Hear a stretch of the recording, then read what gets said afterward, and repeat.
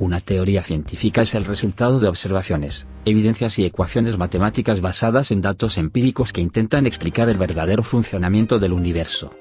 A continuación, veremos las 10 leyes y teorías científicas más importantes de la historia de la ciencia.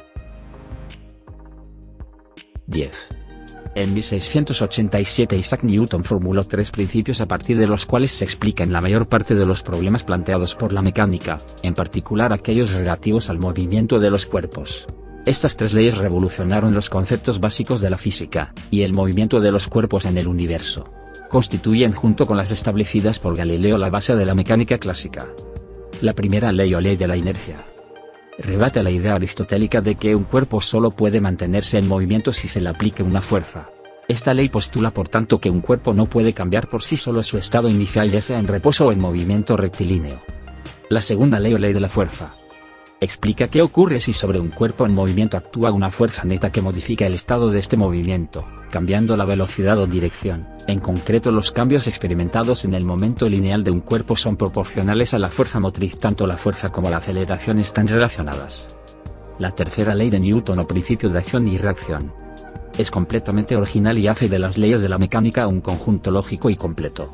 Expone que por cada fuerza que actúa sobre un cuerpo éste realiza una fuerza de igual intensidad, pero de sentido contrario sobre el cuerpo que la produjo. Dicho de otra forma, las fuerzas situadas sobre la misma recta siempre se presentan en pares de igual magnitud y dirección, pero en sentido opuesto.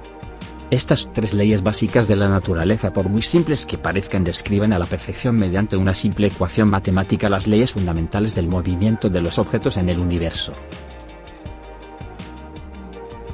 9.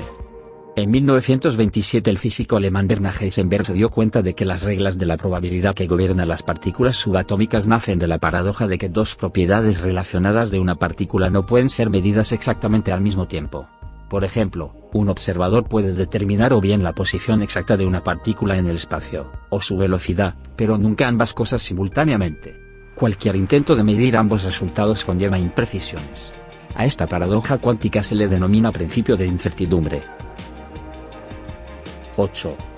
En la ciencia la flotabilidad implica que un objeto sumergido total o parcialmente equivale al peso del líquido que el objeto reemplaza. Esta teoría asegura que cuando introducimos un objeto dentro de un líquido, el objeto desplaza una cantidad de líquido que no es otra que su volumen. Este tipo de principio tiene un inmenso rango de aplicaciones, y es esencial en los cálculos de densidad, así como en el diseño de submarinos y otros buques.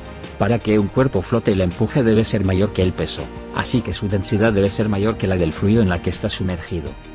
A esta ley se le llama el principio de Arquímedes, en honor a Arquímedes de Siracusa, quien descubrió esta ley en el año 212 a.C. 7. La termodinámica es una rama de la física que estudia los fenómenos relacionados con el calor. Estudia los fenómenos en los que existe transformación de energía mecánica en térmica o viceversa. Cuando la energía se transforma de una forma a otra, siempre hay una cantidad que se convierte en calor. Los principios de la termodinámica se pueden aplicar al cálculo de la energía liberada en reacciones, la creación de motores o estimar la edad del universo. La termodinámica se basa en 3 leyes fundamentales. La primera ley de la termodinámica, y la más importante de todas, es también conocida como principio de conservación de la energía. En términos básicos, esta ley postula que la energía no puede ser creada ni destruida, solo puede transformarse de un tipo de energía en otro. La segunda ley de la termodinámica utiliza como pilar fundamental la función denominada entropía, que sirve para medir el grado de desorden dentro de un proceso y permite distinguir la energía útil, que es la que se convierte en su totalidad en trabajo, de la inútil que se pierde en el medio ambiente. La palabra entropía fue utilizada por Calcius 1850 para calificar el grado de desorden de un sistema. Por tanto, la segunda ley de la termodinámica está diciendo que los sistemas aislados tienden al desorden. Podemos definir la entropía como la energía aprovechable, es decir, una energía que está ahí pero que por diversas interacciones no podemos utilizar, o lo que es lo mismo, no existe ningún proceso de transformación de energía en % eficiente. En todo proceso perderemos algo de energía transformada en calor que se utilizará para elevar la temperatura de algún componente de nuestra máquina o de su entorno, pero que no podremos aprovechar como energía de alta calidad. El tercer principio de la termodinámica afirma que el cero absoluto, esa magnitud térmica inalcanzable, no puede alcanzarse por ningún procedimiento que contiene un número finito de pasos. Es posible acercarse indefinidamente al cero absoluto, pero nunca se puede llegar a él. Cabe destacar que el primer principio de conservación de la energía es una de las leyes más sólidas de la naturaleza. 6. Nuestra intuición nos dice que el tiempo es absoluto. Un segundo es lo mismo para mí sentado en la computadora que para la persona que está en un auto viajando a 120 km por hora. Por esa razón es que podemos usar relojes que miden el paso del tiempo, y encontrarnos en un lugar a una hora determinada. La primera consecuencia de los postulados de Einstein allá por 1905 afirma que el tiempo no es absoluto, sino que el paso del mismo depende del estado del movimiento del reloj con el cual se mide. Un segundo medido en un reloj por cierto observador corresponde a menos de un segundo transcurrido en un vehículo que se mueve respecto de dicho observador que mide. Esto quiere decir que el tiempo no es absoluto, sino relativo al observador que lo está midiendo. La relatividad del tiempo no es parte de nuestras experiencias personales en el mundo, por el contrario, viola dichas experiencias. Los efectos de la relatividad del tiempo son muy pequeños e imperceptibles a las velocidades bajas que estamos acostumbrados en el mundo cotidiano. Para poder apreciar los efectos de la relatividad espaciotemporal debemos movernos a velocidades cercanas a la de la luz o situarnos en algún lugar donde la gravedad distorsiona el espacio, con lo cual el tiempo también se verá afectado. La mayor velocidad alcanzada por el hombre es de 75 km por segundo, alcanzada por la sonda espacial Juno. Si se compara con la velocidad de la luz es de 300.000 km por segundo, podemos comprender por qué no percibimos los sucesos de la relatividad especial.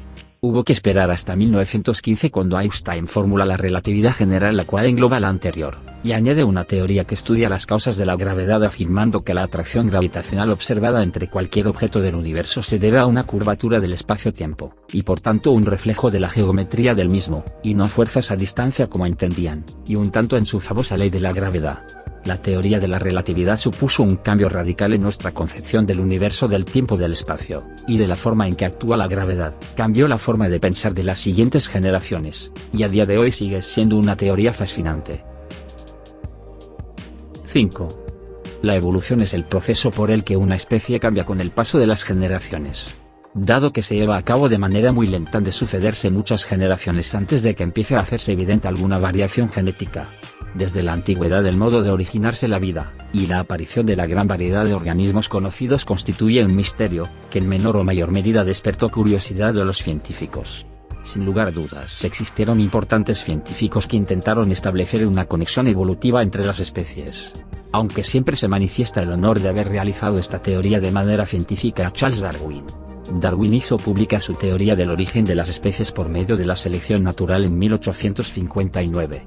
En esencia, la teoría de la evolución por selección natural sostiene que a causa del problema de la disponibilidad de alimentos entre los jóvenes miembros de las distintas especies compiten intensamente por su supervivencia, y los que sobreviven, que darán lugar a la siguiente generación, tienden a incorporar variaciones naturales favorables al proceso de selección natural, y estas variaciones se transmitirán de generación en generación.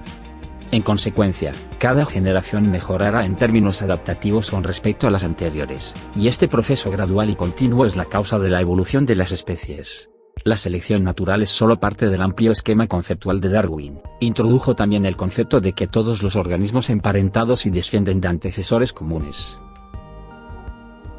4. Hace más de 300 años, cuando Sir Isaac Newton postula la ley de la gravitación universal, la teoría fue tomada como una idea completamente revolucionaria. Esta plantea que dos objetos cualesquiera, independiente de su masa, ejercían fuerzas gravitacionales entre sí. La fuerza gravitacional entre dos masas aumenta al aumentar dichas masas, y disminuye al aumentar la distancia entre las mismas. Newton reflexionó sobre el hecho de que los cuerpos se mantenían pegados a la Tierra, y que los astros giraban en torno a otros astros. Se imaginó que había una fuerza universal que hacía que los cuerpos se atrajeran entre sí. Esta fuerza se manifestaría tanto en la atracción de un cuerpo por la Tierra como en la atracción entre cuerpos del sistema solar y de todo el universo, que los hace girar unos en torno a los otros. La llamó fuerza de gravitación universal o gravedad y fue publicada en 1687. 3. El descubrimiento de los movimientos orbitales de los planetas se hizo en los siglos XVI y XVII. Constituyó uno de los acontecimientos más fascinantes de la historia del desarrollo del pensamiento humano. El primero que anunció las hipótesis exactas de las órbitas planetarias fue Johannes Kepler. Como punto de partida supuso que el Sol era el centro del sistema. Kepler determinó la órbita del planeta Marte, y afirmó que los planetas no se desplazan sobre órbitas circulares como todos se empeñaban en sostener, sino en órbitas elípticas. Además sintetizó sus descubrimientos en 3 leyes fundamentales para la mecánica celeste, y los movimientos orbitales de los cuerpos celestes. 2. Hoy en día la mayoría de científicos dan por sentado que el universo se está expandiendo, pero el primero en hacer esta observación fue Edwin Hubble, un físico estadounidense que en 1919 comenzó a trabajar en el observatorio del Monte Wilson, donde tenía acceso a un telescopio de 254 centímetros, por aquel entonces el más potente del mundo. En 1929 Hubble publicó un análisis de la velocidad radial respecto a la Tierra de una serie de nebulosas cuya distancia había calculado, estableciendo que, aunque algunas nebulosas extragalácticas tenían espectros que indicaban que se movían hacia la Tierra, la gran mayoría mostraba corrimiento hacia el rojo que solo podían explicarse bajo la suposición de que se alejaban.